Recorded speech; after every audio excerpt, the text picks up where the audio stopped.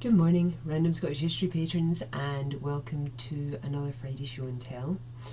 I thought today we might have a look at a couple of the things we found in books in the course of the collection developing. So, okay, most of it is flora and fauna, as you may expect, people pressing flowers and what have you. And the first thing we have for you is a leaf. I'm not sure which plant it comes from. Fairly sizable plant from the size of the leaf.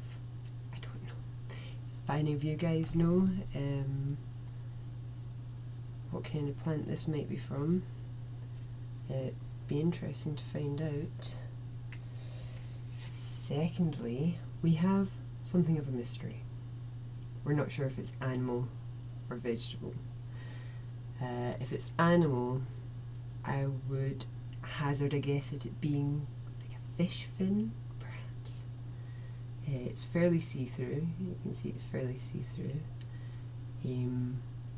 I am leaning more towards it being vegetable, but I don't know from which plant.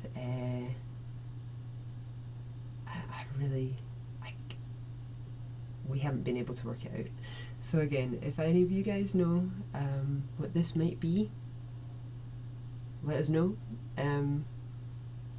Any guess is welcome, because it's been bugging us for a wee while now.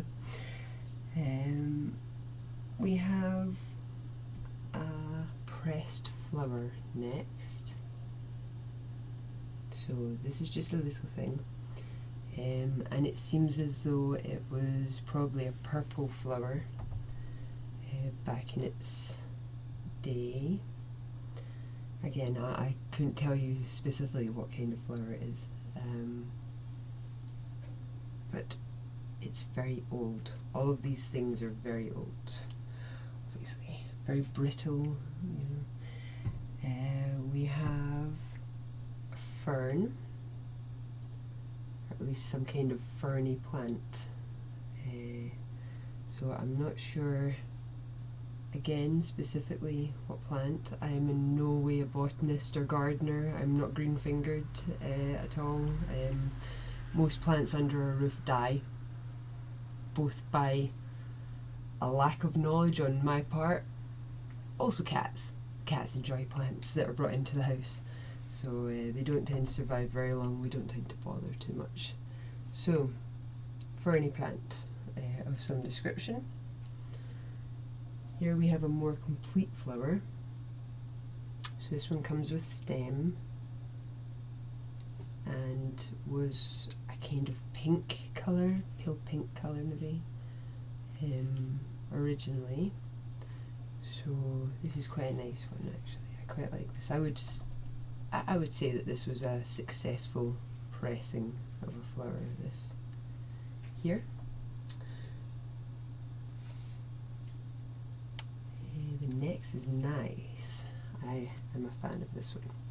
So, it's pink, pale pink satin ribbon, and attached to it is an embroidery card, perforated embroidery card.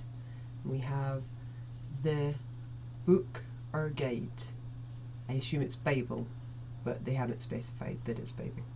But I'm going to hazard a guess at it being the Bible or guide, just for the kind of era it came from.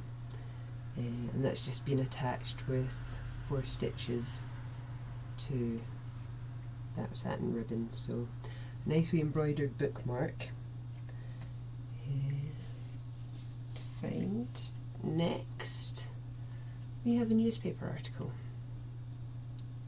It's a married couple, just married, and it states octogenarian bridegroom Sir Alfred Yarrow, the 80 years old shipbuilder, leaving St Bartholomew's Smithfield yesterday with his bride, Miss Eleanor Barnes, of Green Meadows, Hampshire, and that's from the Weekly Dispatch. So perhaps a previous owner of one of the books knew one of these people personally. Perhaps he was related to one of the people. For whatever reason, this article seems to have taken their notice to the extent that they've cut it out and saved it in one of their books. This is strange. Okay, so this is one of the more interesting things that we've found in books. So, it is the Tennessee Department of Health Child Fatality Review.